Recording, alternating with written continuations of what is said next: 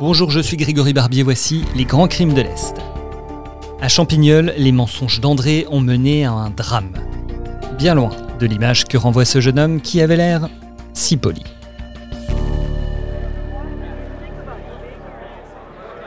Névrosé, affabulateur, mythomane ou même simple menteur, la foule qui a envahi la salle du tribunal de la place Carrière à Nancy est perplexe.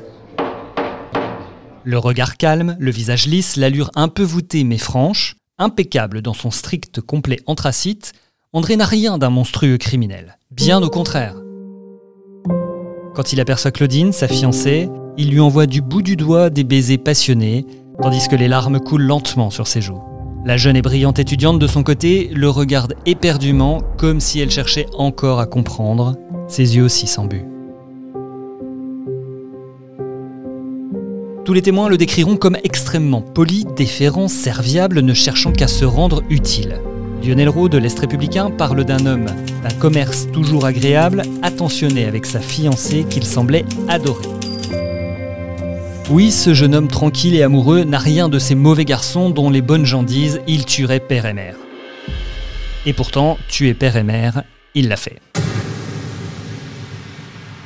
André est le dernier d'une fratrie de 3 enfants.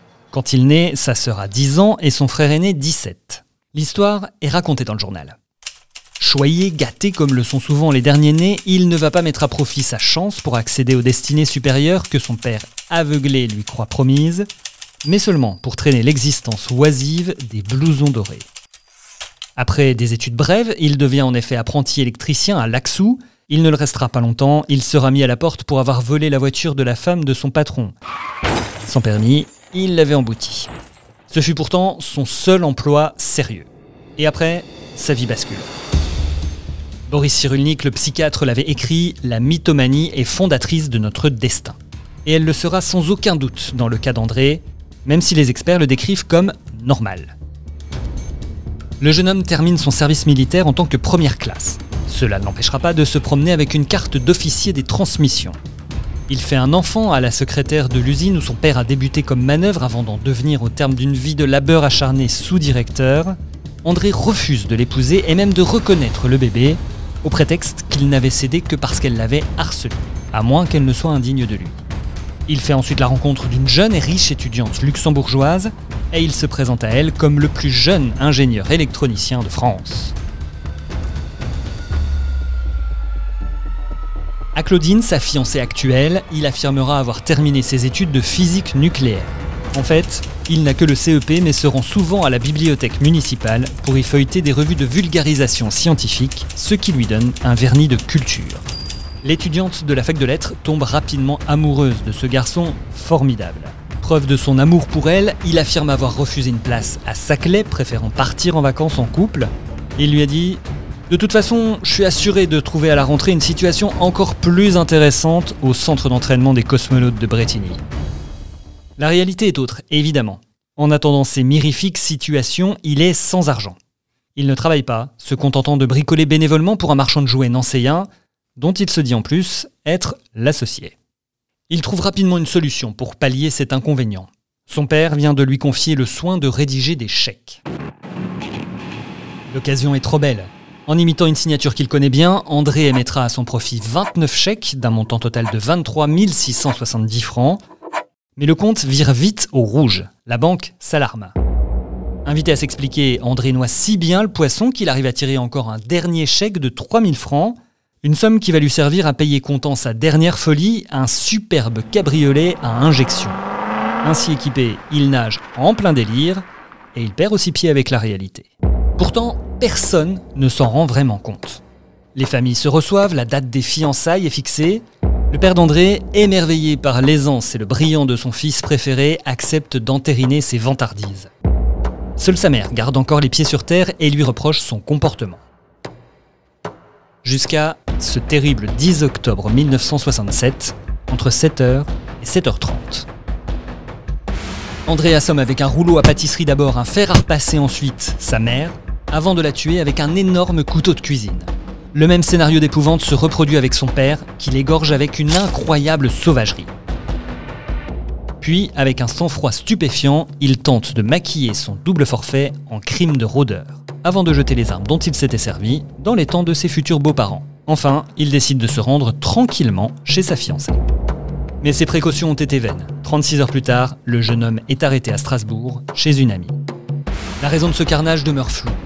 Une véritable embuscade selon l'avocat général. Un moment de folie furieuse suite à une dispute avec sa mère qui aurait menacé de tout révéler à Claudine, selon la défense. Et chacun fourbit ses arguments. L'accusation a par exemple relevé plusieurs incohérences. Lui est chétif, ses parents des personnes fortes et vives, comment aurait-il donc pu affronter les deux et ne recevoir que quelques égratignures? Et comment ce rouleau à pâtisserie s'est-il retrouvé fortuitement sur un lit comme par hasard à portée de main du meurtrier? L'avocat d'André argumente. André était follement amoureux. Il a cru que son amour allait être brisé. Ses nerfs ont craqué. Il s'est défendu comme le fauve qu'il est devenu contre cette mère qui, malgré les apparences, ne s'était jamais tout à fait résignée à son mariage. Et il l'a tué dans un excès de rage démente. Son père arrivait, il l'a tué aussi dans le même cauchemar. L'horreur de son geste démontre abondamment qu'à ce moment-là, André était fou. Les experts lorrains et contre-experts parisiens ne partagent pas cet avis. L'accusé a un niveau intellectuel normal, il ne présente selon eux aucun signe de schizophrénie, d'épilepsie, de mythomanie ou de paranoïa. Il faudra à peine 50 minutes aux jurés de la cour d'assises de Meurthe-et-Moselle pour se mettre d'accord sur la peine à infliger à l'accusé, cette peine qu'avait réclamée 2 heures plus tôt l'avocat général Parisot, la mort. À l'énoncé du verdict, André serre la main de son avocat, en lui souriant. L'Est républicain note qu'il n'a jamais été aussi détendu. Sait-il déjà que son sort n'est pas scellé de façon définitive ? Pour comprendre, il faut se replonger dans l'histoire politique de cette année-là. En effet, après l'échec du référendum d'avril 1969, le général de Gaulle a démissionné. Or, la tradition veut qu'un nouveau président de la République inaugure son mandat en graciant tous les condamnés à mort. Le procès est également l'occasion d'un nouvel affrontement entre les partisans de la peine de mort et les abolitionnistes. L'avocat général Parisot avait ainsi conclu son réquisitoire. Vous connaissez déjà la peine que je vais demander, et vous seriez sans doute les premiers surpris si je ne la demandais pas. Je sais que depuis des années, une campagne est menée contre la peine de mort. C'est une campagne malhonnête. Seules les canailles auraient-elles le droit de tuer ? Vous êtes une monstrueuse canaille. Je demande simplement aux jurés d'avoir le courage d'appliquer la loi et d'infliger à ce triste personnage le châtiment qu'il a mérité 2 fois. Maître Quenette, pour la défense, après avoir rappelé que député à l'Assemblée nationale, il avait en 1939 été rapporteur d'un projet visant à son abolition, un projet qui avait été rejeté dans les oubliettes par la guerre, a rétorqué dans une plaidoirie passionnée. « Monsieur l'avocat général, vous réclamez la tête d'André au nom d'une société qui porte sur ses épaules une très grande part de responsabilité. Elle n'est pas pure, votre cliente, qui exalte sans vergogne la violence et le profit avec ses modes imbéciles. Je préfère une société qui ne met pas à mort un Landru à une société qui en fait un héros de cinéma. Non, vous n'êtes pas l'avocat du bon Dieu, et pour ma part, je ne suis pas si sûr d'être l'avocat du diable. » Il se tourne ensuite vers les jurés. « Entre les 2 tombes de Champignol, n'en creusez pas une 3e au carré des suppliciés du cimetière du Sud. Écoutez plutôt cette voix profonde qui vient de l'au-delà et qui se joint à la mienne. C'est la voix des parents assassinés qui sont maintenant aux côtés de Dieu et qui, avec le Christ, vous disent « Pardonnez-lui, parce qu'il a beaucoup péché. » Condamné à mort, André a finalement donc été gracié par le nouveau président Georges Pompidou. Il a ensuite refait sa vie à Toulouse. C'était Les Grands Crimes de l'Est avec le procès du double parricide de Champignol en 1969, un texte écrit par Jérôme Estrada. Dans 2 semaines, plus de 11 millions de francs dérobés en 4 minutes à peine à Strasbourg et une ombre derrière tout ça, celle du gang des Lyonnais. Si vous voulez découvrir d'autres histoires, d'autres crimes, c'est dispo sur les sites internet de l'Est républicain, du Républicain Lorrain et de Vosges Matin dans la rubrique Podcast. À dans 2 semaines.